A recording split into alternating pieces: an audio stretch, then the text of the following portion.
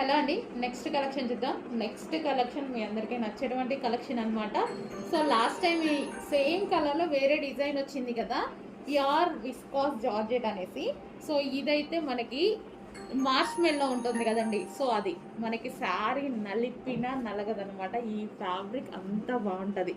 So చూసారుగా, చాలా మంచి fabric, rough and tough wash use ఉంటుంది అండ్ మంచి డిజైనర్ ప్యాటర్న్.